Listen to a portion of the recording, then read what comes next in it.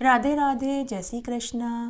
आज हम फाल्गुन मास के श्री शिव महापुराण का आगे का महात्म्य सुनेंगे। ब्रह्मा जी बोले कि वशिष्ठ जी के चले जाने के बाद संध्या आसन पर तपस्या में लीन हो गई। उसने तपस्वी का वेश बनाकर कठिन तप आरंभ कर दिया। वशिष्ठ जी ने जैसा कहा था उसी के अनुसार वह मंत्र बोलकर महादेव जी का पूजन करने लगी। महादेव जी में चित्त लगाकर उसने एक चतुर्युग बिता दिया। तब महादेव जी ने आकाश में स्थित होकर उसे अपना प्रत्यक्ष दर्शन दिया। वह जिस रूप में चिंतन कर रही थी उसे उन्होंने प्रत्यक्ष दिखा दिया। संध्या ने मुग्ध हो आश्चर्य से नेत्र बंद कर लिए। महादेव जी ने उसके हृदय में प्रवेश कर उसे ज्ञान, दिव्य वाणी और दिव्य नेत्र दिए।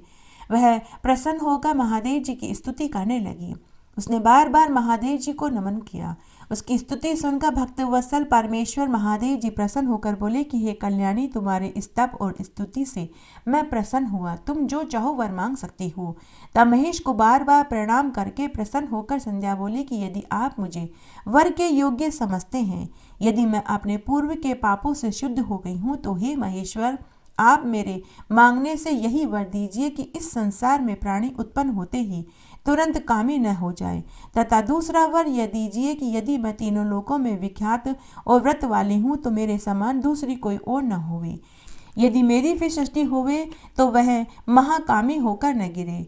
जो मेरा पति होवे वह अति कामी न होकर मित्र के समान हो, और जो मुझे काम भाव से देखे वह नष्ट हो जाए और नपुंसक हो जाए। शिवजी ने उसे अयमस्तु कहकर संध्या से कहा कि हे कल्याणी, अब से मैं मनुष्यों की 4 आयु कर देता हूँ, शैशव, कुमार, यौवन और वृद्ध। जब प्राणी तीसरी अवस्था को प्राप्त होगा तब कामी होगा, और कोई दूसरी अवस्था के अंत में सकाम हो। तेरे तब से ही मैंने यह मर्यादा स्थापित करी है। अब कोई भी प्राणी उत्पन्न होते ही कामी नहीं होगा। साथ ही तू इस त्रिलोक में ऐसी सती भाव को प्राप्त होगी जैसा कोई नहीं होगा। तेरे पति को छोड़कर अन्य तुझे सकाम भाव से देखेगा तो वह नपुंसक हो जाएगा। तेरा पति बड़ा भाग्यशाली होगा। 7 कल्प तक वह जीवित रहेगा। जो वर तूने मांगा वह सब मैंने तुझे दिया। अब मैं तेरे पूर्व जन्म की बात कहता हूँ। तेरा अग्नि में जलकर शरीर त्यागना निश्चित है। देख, मेघातिथि 12 वर्ष से एक यज्ञ कर रहे हैं जिसकी अग्नि बड़े जोर से जल रही है। तू उसी जलती हुई अग्नि में प्रवेश कर जा।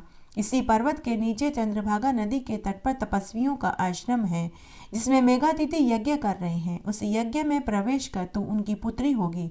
तुझे जैसा स्वामी चाहिए उसका मन में संकल्प कर तू अपने इस शरीर को अग्नि में गिरा दे।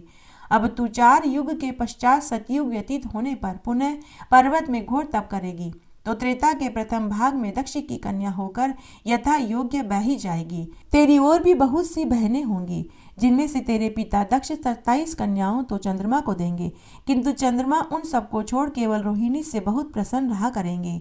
इससे कुपित होकर तेरे पिता चंद्रमा को शाप देंगे।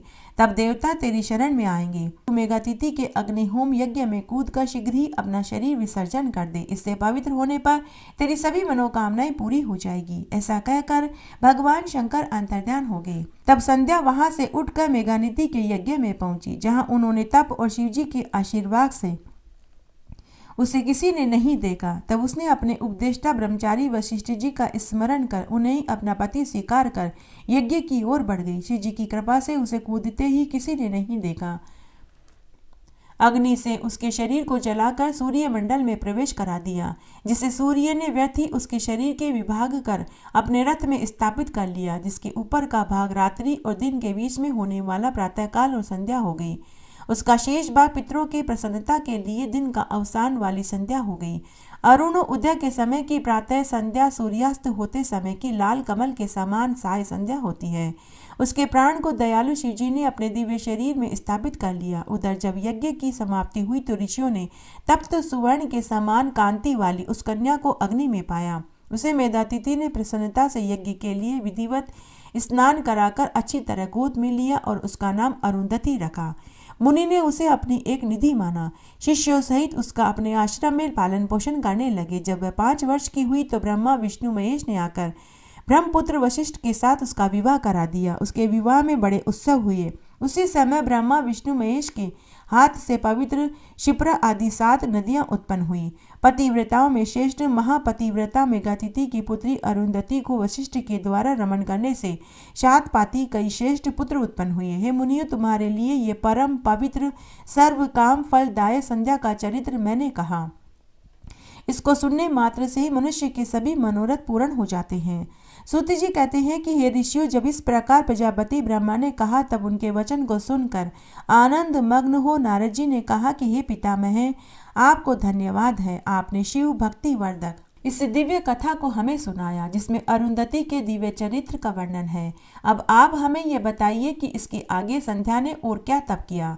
सूत जी कहते हैं कि जब इस प्रकार नारद जी ने ब्रह्मा जी से पूछा तो ब्रह्मा जी ने कहा कि हे नारद, जो संध्या को देखने मात्र से शिवजी ने मुझे सृष्टिकर्ता को बहुत फटकारा था, तभी से शिवजी की माया से मोहित होकर मैं उनसे ईर्ष्या करने लगा। इस चिंता में लगा कि किस प्रकार के विकार में इन्हें आबद्ध करूं।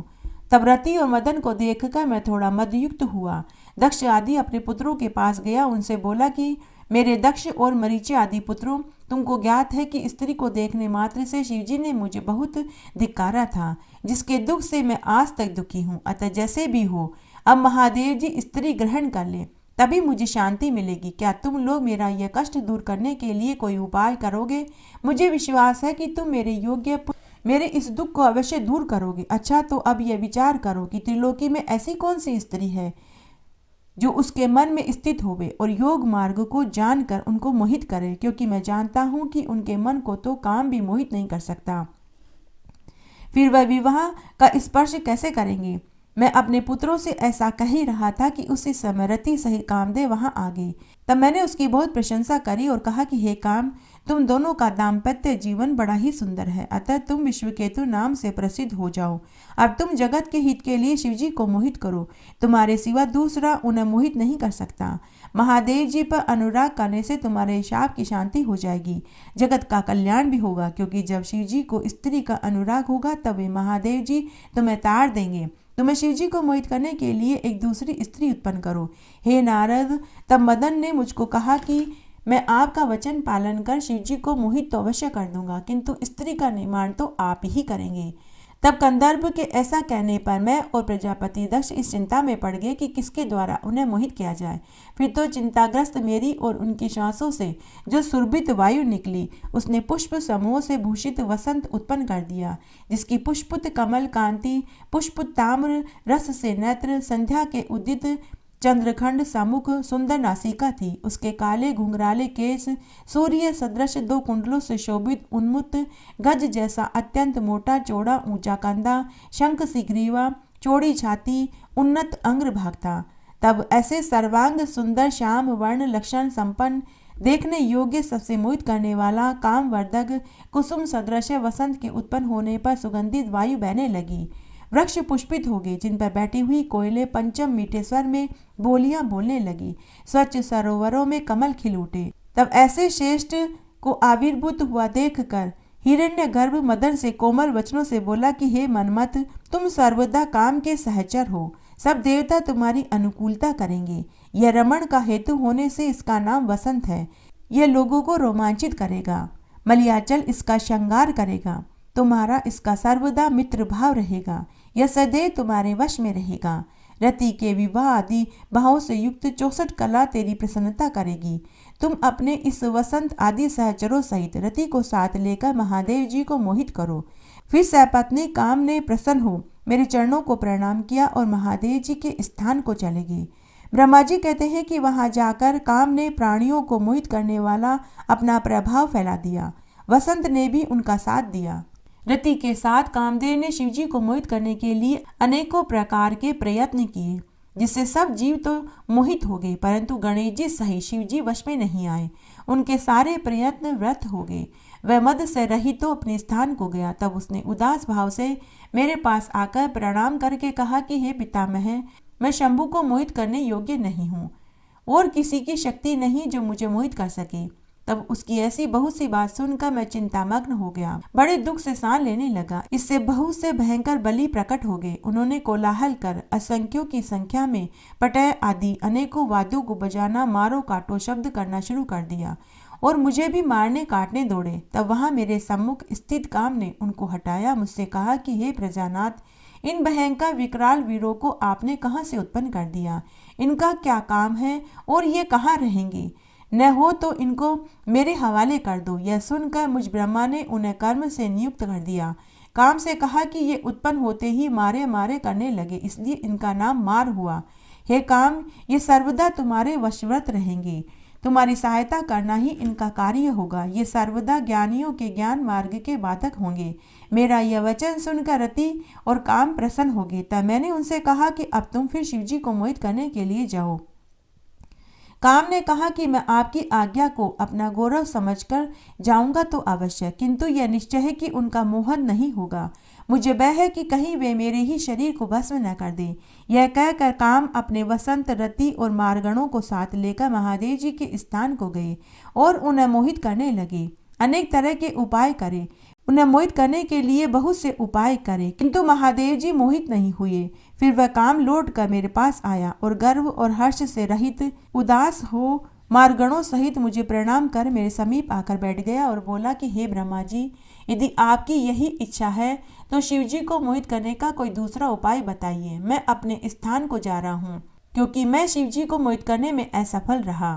नारद जी कहते हैं कि रति और गणों के साथ काम के चले जाने के बाद क्या हुआ, कृपया करके आप आगे का चरित्र सुनाइए। ब्रह्मा जी बोले कि हे नारद, काम के चले जाने के बाद महादेव जी से मैं अपनी पूर्ण भक्ति न पाकर बड़ा दुखी हुआ। उन्हें जो मोहित कराने का मैं प्रयत्न कर रहा था, वह अहंकार भी मेरा चूर्ण हो गया।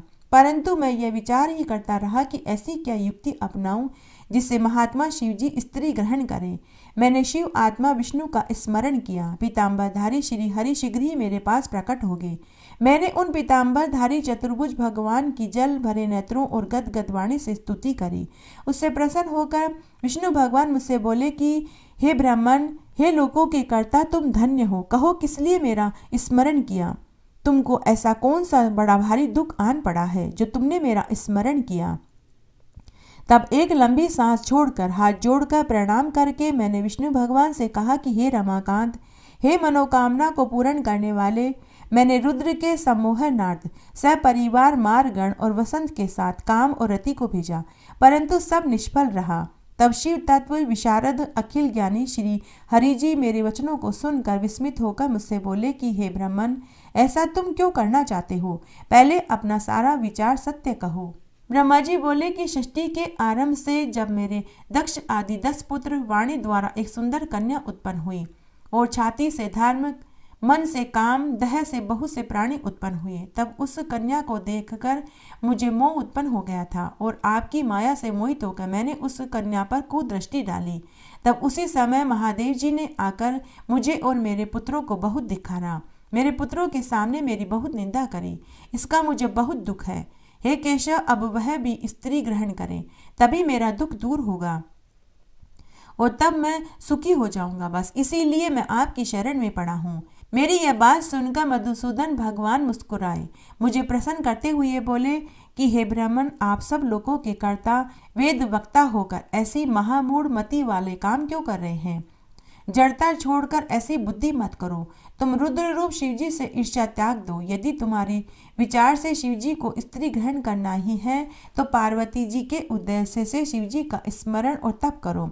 अपने उद्देश्य से हृदय में पार्वती जी का ध्यान करो। यदि वह भगवती प्रसन्न हो जाएगी तो तुम्हारे सारे कार्य पूर्ण हो जाएंगे। वह सर्व गुण संपन्न पार्वती जी अवतार ले लोक में किसी की कन्या हो जाएगी और वह शीघ्र ही शिव जी की पत्नी हो जाएगी।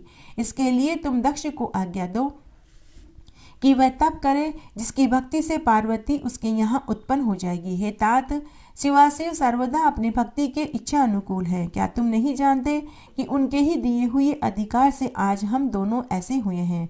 परंतु धन्य है शिवजी की माया, जिसको तुमने भुला दिया है। मैं, तुम और शिवजी सभी को उन्हीं के स्वरूप है। इसी प्रकार पार्वती जी के भी 3 स्वरूप हैं, विष्णु की लक्ष्मी, ब्रह्मा की सरस्वती और शिव की सती।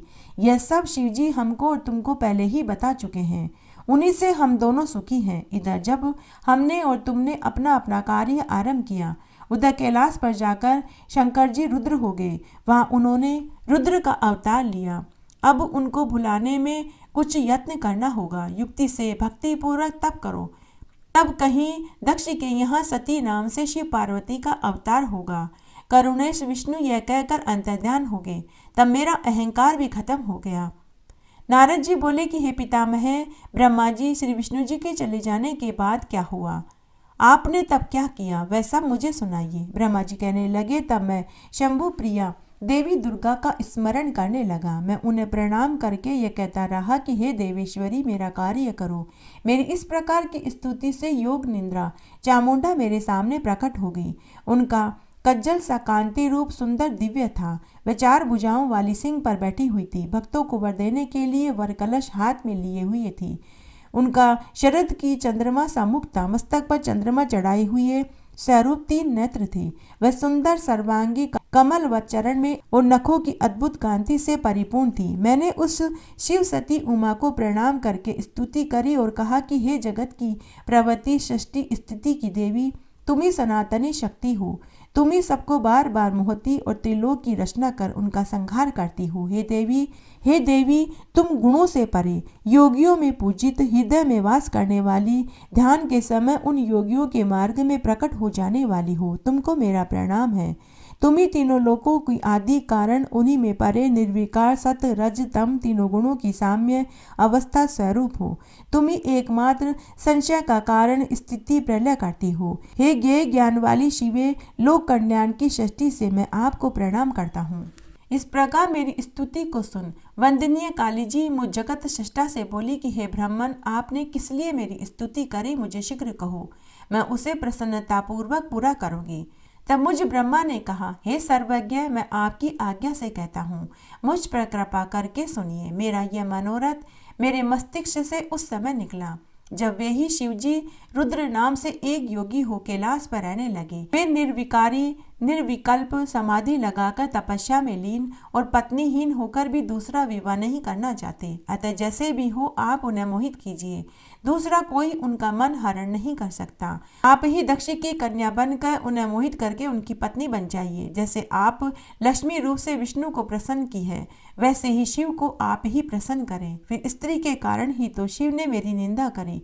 अब मैं देखना चाहता हूँ कि वे स्वयं भी कैसे स्त्री ग्रहण करेंगे। तुमको छोड़ क्या हमारे, क्या विष्णु, किसी ने भी उनको मोहित करने की शक्ति नहीं है। लक्ष्मी कामदेव भी उन्हें मोह नहीं सकते। आप दिव्य रूप धारण कर दक्ष की कन्या बन जाइए। जब मैं अनुरोध करूं तब योगी शंकर की पत्नी बन जाइए। क्षीर सागर के उत्तरी तट पर आपकी प्राप्ति के लिए प्रजेश दक्ष तपस्या कर रहे हैं। ब्रह्मा जी कहते हैं कि तब मैंने ऐसा कहा, तब वह जगन माता देवी चिंतित और मन से आश्चर्य करती हुई बोली कि हे ब्रह्मा, तुम ये अज्ञानियों सा क्या बोल रहे हो। अरे ब्रह्मा के मन में शिव को मोहने का भाव आ गया, इसके लिए मुझसे वर चाहते हो। भला निर्विकल्प शंकर को मोहने से तुमको क्या लाभ। मैं तो सदैव से ही उनकी वशवर्तनी और दासी हूँ। उन्होंने ही तो भक्तों का उद्धार करने के लिए रुद्र रूप धारण किया है। जो ब्रह्मा विष्णु के स्वामी किसी प्रकार योग में उनमें कम नहीं अपितु बढ़ रहे हैं। हे ब्रह्मा, यह अज्ञान विमूढ़ता तुम में कब से आ गई। वे तो माया के स्वामी पर से भी परे हैं।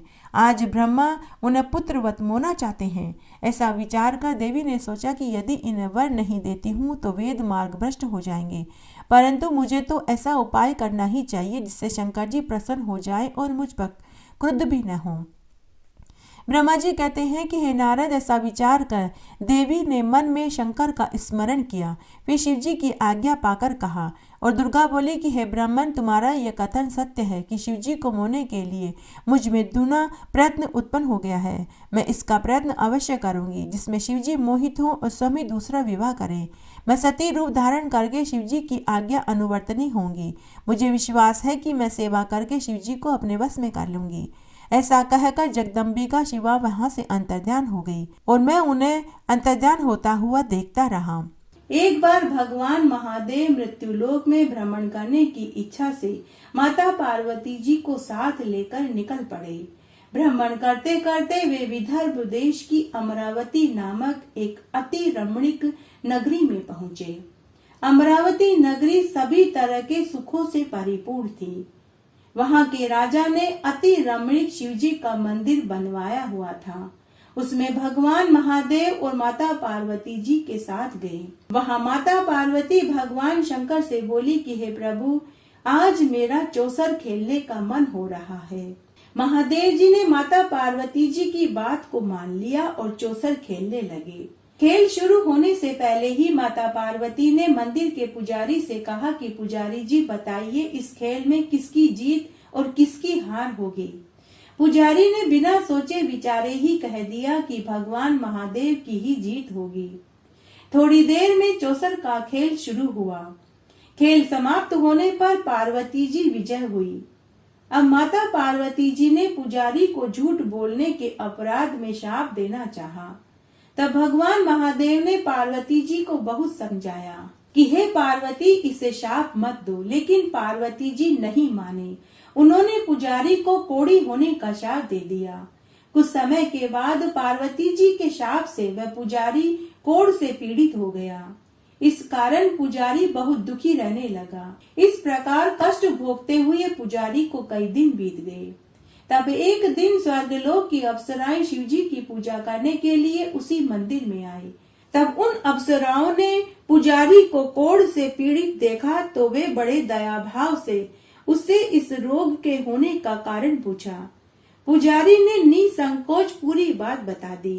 तब वे अप्सराएं बोली कि हे पुजारी जी आप दुखी मत होइए, भगवान महादेव तुम्हारे कष्टों को दूर करेंगे। तुम पूरे भक्ति भाव से 16 सोमवार के व्रत करो और महादेव जी की पूजा करो। पुजारी ने उन अप्सराओं से 16 सोमवार के व्रत की विधि पूछी। अप्सराओं ने बताया कि जिस दिन सोमवार हो उस दिन भक्ति के साथ व्रत करो। स्वच्छ वस्त्र पहनकर आधा सेर गेहूं का आटा लो, उसकी बाटी बनाओ, गुड़ और घी मिलाकर चूरमा बनाओ। उसके बाद उस चूरमे के 3 भाग करो। फिर घी, गुड़, धूप, दीप, पुंगी फल, बेलपत्र, जनेऊ का जोड़ा, चंदन, अक्षत, पुष्प के साथ प्रदोष काल में भगवान शंकर की विधिवत पूजा करो। पूजा करने के बाद तीनों भागों में से 1 भाग शिव जी को अर्पण करो। बाकी के 2 भाग को शिव जी के प्रसाद के रूप में उपस्थित लोगों में बांट दो। फिर वही प्रसाद स्वयं भी खाकर व्रत को खोलो। इस विधि से 16 सोमवार तक व्रत करो। फिर 17वें सोमवार के दिन पाव से गेहूं के आटे की बाटी बनाकर उसमें घी और गुड़ मिलाकर फिर से चूरमा बनाओ और शिव जी को भोग लगाकर उपस्थित लोगों में बांट दो। उसके बाद स्वयं सपरिवार प्रसाद को ग्रहण करो तो भगवान महादेव की कृपा से तुम्हारे सभी मनोरथ पूर्ण हो जाएंगे। ऐसा कहकर अप्सराएं स्वर्ग को चली गई। ब्राह्मण ने यथा विधि 16 सोमवार का व्रत किया तथा भगवान महादेव की कृपा से वह कोढ़ से मुक्त हो गया और आनंद से रहने लगा। कुछ दिनों के बाद भगवान महादेव और माता पार्वती जी उसी मंदिर में गए। तब ब्राह्मण को निरोगी देखकर पार्वती जी ने ब्राह्मण से रोग मुक्ति का उपाय और शाप मुक्ति का उपाय पूछा तो ब्राह्मण ने 16 सोमवार के व्रत के बारे में बताया। तब पार्वती जी ने प्रसन्न होकर ब्राह्मण से व्रत की विधि पूछी। फिर उसी विधि के अनुसार माता पार्वती जी व्रत करने लगी। उन्होंने व्रत करते हुए कामना करी कि उनका पुत्र कार्तिकेय उनके पास लौट आए। 16 सोमवार के व्रत करने के बाद उनकी मनोकामना पूर्ण हुई। उनके रूठे हुए पुत्र स्वामी कार्तिकेय सब माता से मिलने पहुँचे। तब कार्तिकेय जी ने अपने विचार परिवर्तन का रहस्य माता पार्वती जी से पूछा कि हे माते, आपने ऐसा कौन सा उपाय किया जिससे मेरा मन आपका आज्ञाकारी हुआ। तब पार्वती जी ने 16 सोमवार के व्रत के बारे में बताया। स्वामी कार्तिकेय माता पार्वती से बोले कि हे माते, मैं भी इस व्रत को करूंगा क्योंकि मेरा प्रिय मित्र ब्राह्मण बहुत दुखी मन से परदेश गया था। मुझे उससे मिलने की बहुत इच्छा है। तब कार्तिकेय ने भी ये 16 सोमवार के व्रत अपने मित्र से मिलने के लिए किया। तब एक दिन कार्तिकेय का मित्र अकस्मात उनसे मिलने के लिए आ गया। तब कार्तिकेय के मित्र ने कार्तिकेय से आकस्मिक मिलन का रहस्य पूछा तो कार्तिकेय ने अपने मित्र से कहा कि हे मित्र, मेरी तुमसे मिलने की इच्छा थी तो मैंने 16 सोमवार के व्रत किए। तब उस ब्राह्मण मित्र को भी अपने विवाह की इच्छा हुई। स्वामी कार्तिकेय से व्रत की विधि पूछकर उस ब्राह्मण ने भी विवाह के लिए यथाविधि 16 सोमवार का व्रत किया। व्रत के प्रभाव से जब वह किसी काम के संबंध में परदेश गया तो वहाँ के राजा की लड़की का संवर था। राजा ने शर्त रखी थी कि जिस राजकुमार के गले में हथिनी माला डालेगी उसी के साथ मैं अपनी पुत्री का विवाह कर दूंगा। भगवान शिव की कृपा से वह ब्राह्मण भी स्वयंवर देखने के लिए राज्यसभा में जाकर बैठ गया। नियत समय पर पूरी तरह से सजी हुई हथिनी वहां आई और उसने ब्राह्मण के गले में माला डाल दी। राजा की शर्त के अनुसार बड़ी धूमधाम से राजकुमारी का विवाह उस ब्राह्मण के साथ हो गया। राजा ने ब्राह्मण को बहुत सा धन देकर संतुष्ट किया। ब्राह्मण सुंदर राजकुमारी के साथ सुख से जीवन व्यतीत करने लगा। तब एक दिन राजकुमारी ने अपने पति से पूछा कि हे प्राणनाथ, आपने ऐसा कौन सा पुण्य किया जिसके प्रभाव से उस हथिनी ने सभी राजकुमारों को छोड़कर आपके गले में माला डाली। तब ब्राह्मण ने कहा कि हे प्रिय, मैंने अपने मित्र कार्तिकेय के कथना अनुसार 16 सोमवार का व्रत विवाह के लिए किया था। उस व्रत के पुण्य प्रभाव से मुझे तुम जैसी रूपवती पत्नी मिली है। व्रत की महिमा को सुनकर राजकुमारी ने भी पुत्र की कामना से व्रत किया। शिव जी की कृपा से उसने एक अति सुंदर, सुशील, धर्मात्मा, विद्वान पुत्र को जन्म दिया। माता पिता दोनों उस पुत्र को पाकर बहुत प्रसन्न हुए और वे उसका लालन पालन करने लगे। जब पुत्र 16 वर्ष का हुआ तो एक दिन उसने अपने माता से पूछा कि हे माता, तुमने ऐसा कौन सा व्रत और तप किया जो मेरे जैसे पुत्र को आपने जन्म दिया। तब माता ने पुत्र को अपने किए हुए 16 सोमवार के व्रत के बारे में बताया। पुत्र ने ऐसे सरल और सब तरह की मनोकामना पूरी करने वाले व्रत को सुना तो वह भी राज्य अधिकार पाने की इच्छा से 16 सोमवार का यथाविधि व्रत करने लगा। उसी समय एक देश के वृद्ध राजा के सैनिकों ने आकर उसको राजकुमारी के लिए वरण कर लिया। वह वृद्ध राजा अपनी पुत्री का विवाह ऐसे सर्व संपन्न ब्राह्मण युवक के साथ करके बड़ा सुखी हुआ।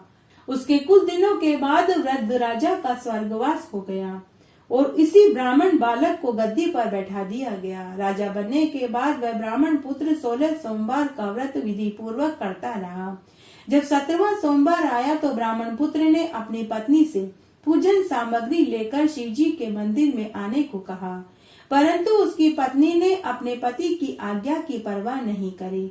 उसने पूजन सामग्री अपने दासियों के साथ मंदिर में भिजवा दी, सब मंदिर में नहीं गई। तब राजा ने भगवान शिव का पूजन समाप्त किया। तभी एक आकाशवाणी हुई। आकाशवाणी ने राजा से कहा कि हे राजन, तुम अपनी रानी को राजमहल से निकाल दो, नहीं तो तुम्हारा सर्वनाश हो जाएगा। आकाशवाणी को सुनकर राजा भयभीत हो गया। उसी समय राजा ने मंत्रणा गृह में आकर उसने अपने सभापतों से मंत्रणा करी। फिर राजा ने रानी को अपने महल से निकाल दिया। रानी दुखी हृदय से भाग्य को कोसती हुई नगर के बाहर चली गई। रास्ते में उसे एक बुढ़िया सूत काटकर बेचने के लिए ले जाती हुई मिली। सूत का गट्ठर भारी होने की वजह से बुढ़िया उसे उठा नहीं पा रही थी। बुढ़िया ने रानी से वह गट्ठर उठाकर चलने को कहा। रानी ने बुढ़िया के सिर से सूत की गठरी उतारकर अपने सिर पर रख ली। थोड़ी ही देर में बहुत तेज आंधी आई। बुढ़िया का सूत पोटली सहित उड़ गया। बेचारी बुढ़िया पछताती रह गई। उस रानी को कोसती हुई अपने घर लौट गई। चलते चलते राजकुमारी एक तेली के घर पहुंची तो तेली के सारे मटके, राजकुमारी की नजर तेल के भरे हुए मटके पर पड़ते ही सारे मटके शिवजी के प्रकोप से उसी समय चटक गए। यह देखकर तेली ने रानी को वहां से भगा दिया। इस प्रकार भूख प्यास से तड़पती रानी एक नदी के तट पर पहुंची और नदी का पानी पीने के लिए नदी में हाथ डाला तो पूरी नदी सूख गई। फिर रानी एक सरोवर के पास पहुंची।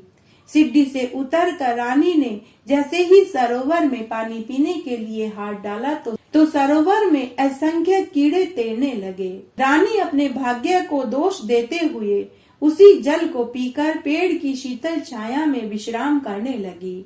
वह रानी जिस भी पेड़ के नीचे जाकर बैठती वह पेड़ सूख जाता, सभी पत्ते गिर जाते।